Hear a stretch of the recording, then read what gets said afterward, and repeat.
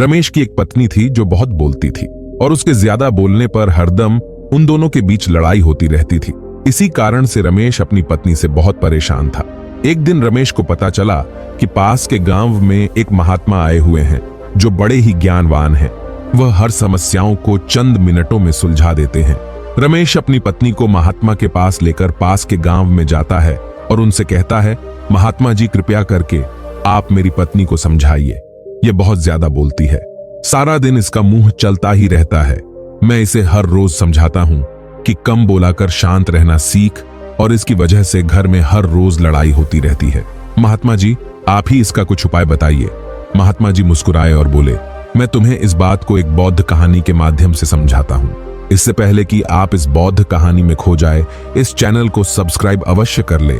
तो चलिए कहानी शुरू करते हैं। एक गुरु का एक शिष्य था। वह बहुत अधिक बोलता था। वह कभी शांत नहीं रहता था। दिन भर वह इधर उधर की बातें करता रहा था। जब वह भिक्षा मांगने के लिए जाता तो वह हर घर से एक नई कहानी लेकर आता और आश्रम के सभी शिष्यों को सुनाता। एक शिष्य की दूसरे शिष्य से बुराई करता, एक दूसरे की चुगली करता और दूसरों के सामने अच्छा बनने का दिखावा करता। खुद के मुंह से ही खुद की तारीफ करता रहता और हमेशा ही खुद को गुरु के सामने सबसे बुद्धिमान और सबसे अच्छा शिष्य बताने का प्रयास करता।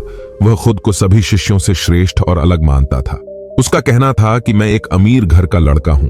अगर मैं चाहता तो एक आरामदायक और सुख सुविधाओं से भरी जिंदगी जी सकता था, परंतु मैं वो सब छोड़कर यहां आ गया क्योंकि मुझे सत्य की खोज करनी है। मुझे खुद को पहचानना है, जीवन को जानना है। इसीलिए मेरा त्याग तुम सबसे बड़ा है। एक दिन गुरु ने अपने सभी शिष्यों को बुलाकर कहा, आप सभी को अगले 15 दिन के लिए कोई ना कोई संकल्प लेना है। इससे आपकी संकल्प शक्ति मजबूत होगी और आप में आत्मशक्ति का संचार होगा।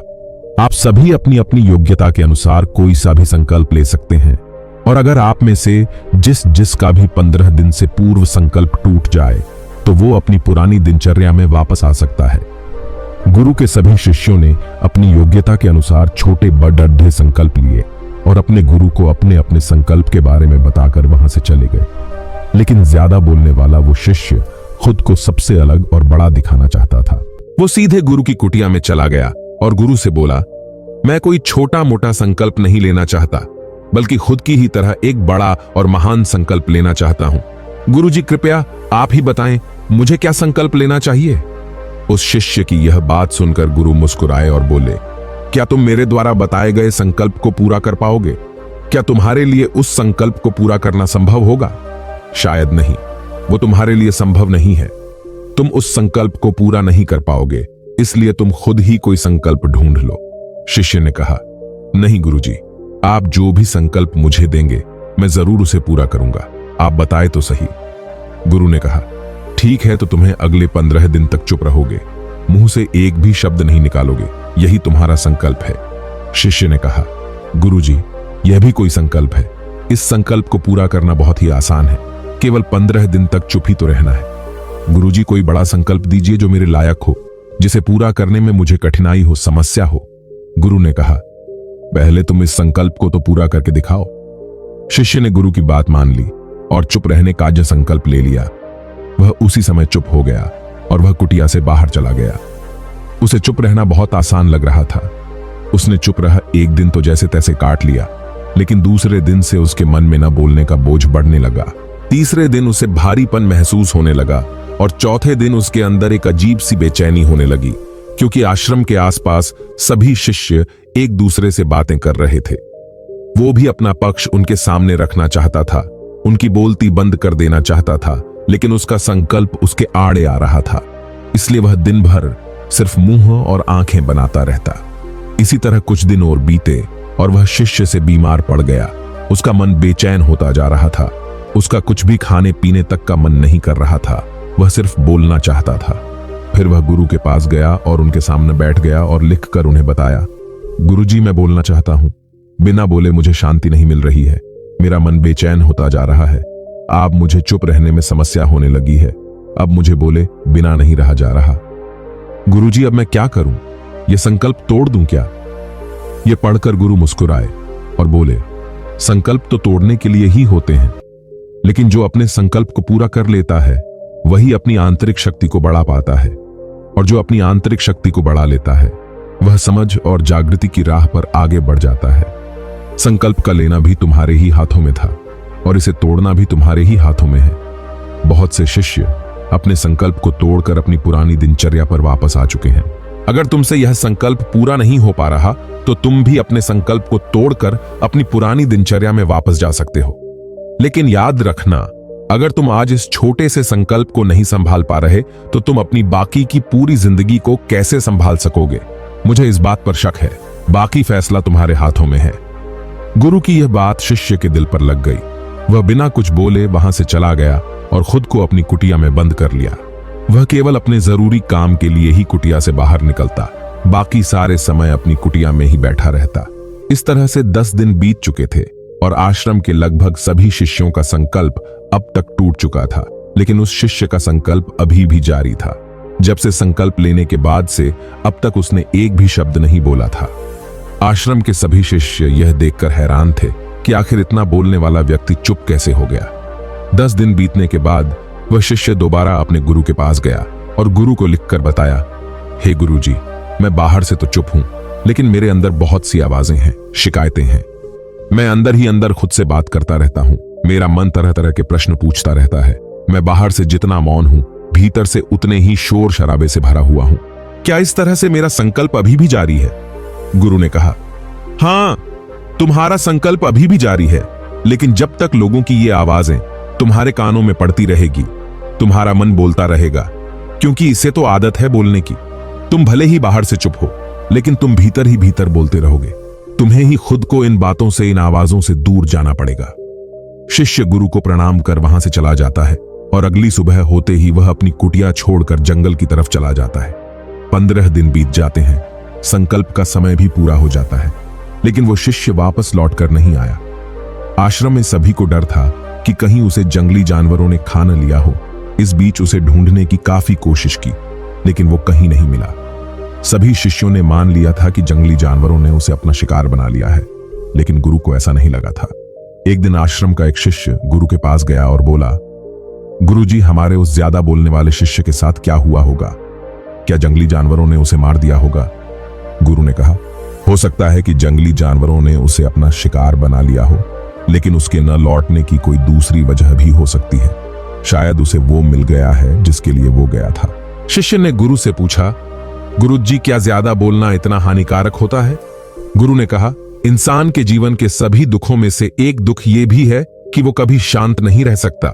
हमेशा कुछ न कुछ बोलता ही रहता है। सिर्फ हमारे बोलने की वजह से हमारे आधे से ज्यादा दुख पैदा होते हैं। घर परिवार में अधिकतर झगड़ों कारण हमारा बेमतलब बोलना ही होता है। हम में से कोई भी चुप नहीं रहना चाहता। हम बस सामने वाले को सुना देना चाहते हैं। जो भी हमारे मन में है वो सब निकाल कर उसके मन में बैठा देना चाहते हैं। उसे समझा देना चाहते हैं कि देख, तू गलत है और मैं सही। आखिर यह कहां तक उचित है, क्योंकि दूसरा भी तो यही कर रहा है। और इस तरीके से सब एक दूसरे की बुरी बातों को ग्रहण कर रहे हैं, फिर एक दूसरे को सुनाते रहते हैं। इस तरीके से सुनने सुनाने का यह काम जिंदगी भर चलता रहता है। लेकिन इस नासमझी में हम खुद अपना जीवन, अपना समय और सबसे महत्वपूर्ण अपना वो कीमती पल खो देते हैं जो जिए जा सकते हैं, जिनको अनुभव किया जा सकता है। हम यह सब खो देते हैं, लेकिन इसके बदले हमें मिलता क्या है? कुछ नहीं, सब व्यर्थ और बर्बाद चला जाता है। इस पागलपन में हमने क्या खो दिया, इसका एहसास केवल कुछ ही लोगों को हो पाता है। शिष्य ने कहा, तो फिर इसका समाधान क्या है? गुरु ने कहा, पूरी जागरूकता के साथ अपने विचारों को देखना, यही एकमात्र तरीका है सभी मानसिक समस्याओं का। पूरी जागरूकता के साथ अपना काम करना जीवन में चमत्कारिक बदलाव ला देता है। उसके बाद वह शिष्य अपने प्रश्नों का उत्तर जानकर वहां से चला गया।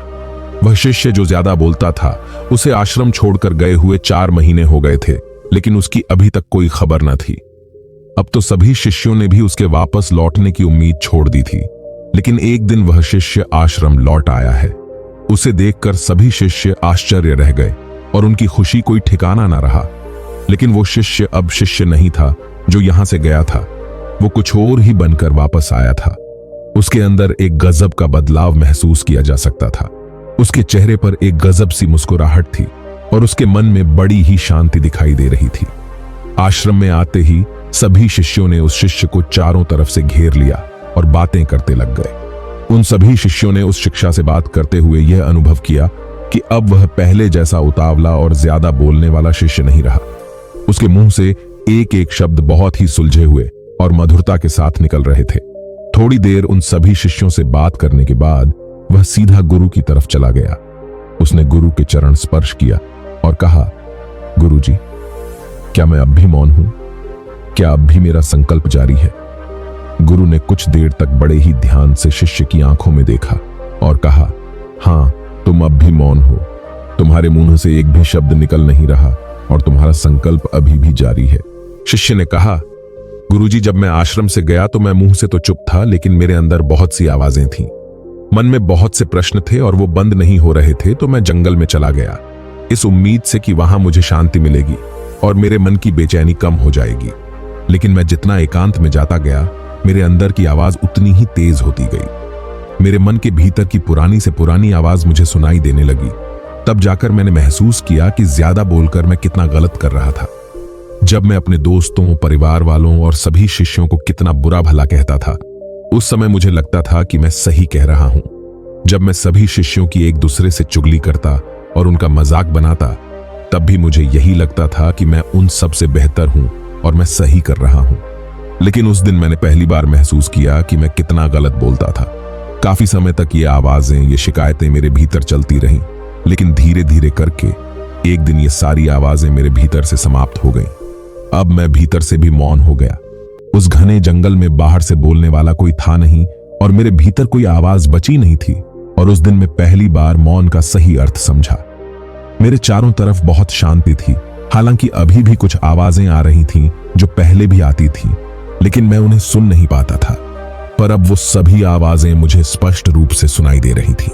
चिड़ियों के चहकने की आवाज, पानी के बहने की आवाज, भंवरों के गुनगुनाने की आवाज, हवाओं के चलने की आवाज, ये सभी आवाजें मैंने पहली बार पूरे होश पूर्वक सुनी।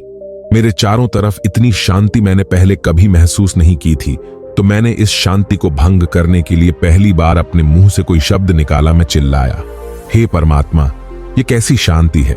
सभी कुछ इतना शांत क्यों है? ऐसा क्या हो गया? लेकिन मेरे चिल्लाने के बाद भी वो शांति भंग न हुई। सब कुछ पहले के जितना ही शांत था, बाहर भी और अंदर भी। हे गुरुजी, मैंने उन शिष्यों से बात की, मैंने आपसे बात की।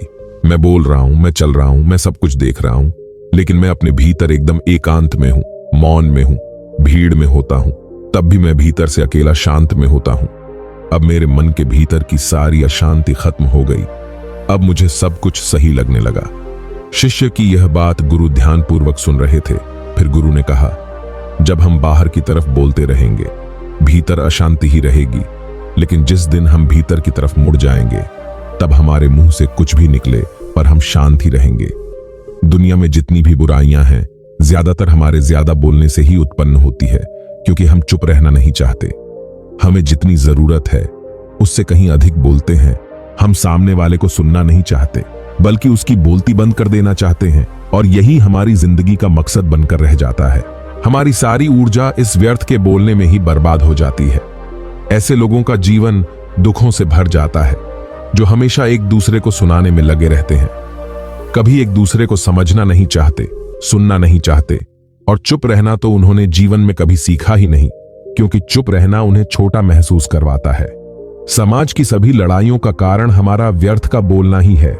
इसलिए हमें सिर्फ उतना ही बोलना चाहिए जितनी जरूरत हो, क्योंकि व्यर्थ का बोलना हमारी ऊर्जा को नष्ट करना है, और ये बोलना ही हमें कभी अपने भीतर की ओर लौटने नहीं देता। यह हमें बाहर की ओर खींच कर रखता है, और बाहर है ही क्या इस दुनिया के अलावा। लेकिन अगर अपने भीतर के की ओर मुड़ना है, तो इस मुंह को बंद ही रखना चाहिए। इसीलिए जितने भी महात्मा हुए, बुद्ध हुए, आत्मज्ञानी हुए, वो सभी एकांत की ओर जाते हैं, ताकि उन्हें ज्यादा बोलना ना पड़े, ज्यादा सुनना ना पड़े। डिडे वो एकांत में रहे और शांत रहे, इसलिए आसानी से भीतर की यात्रा कर पाए।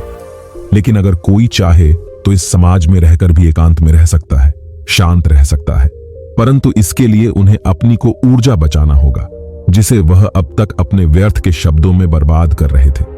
दोस्तों, इस कहानी की सीख यही है कि हमारे व्यर्थ का बोलना हमारी ऊर्जा को नष्ट करना है, और यह बोलना ही हमें अपने अंदर की ओर लौटने नहीं देता, क्योंकि यह हमें बाहर की ओर दबाए रखता है।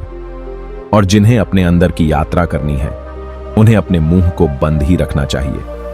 तो दोस्तों, कैसी लगी आपको यह कहानी कमेंट करके जरूर बताएं और चैनल को भी सब्सक्राइब अवश्य कर ले ताकि आप ऐसी और भी ज्ञानवर्धक कहानी सुन सके। दोस्तों, वीडियो को एक लाइक जरूर करें। धन्यवाद।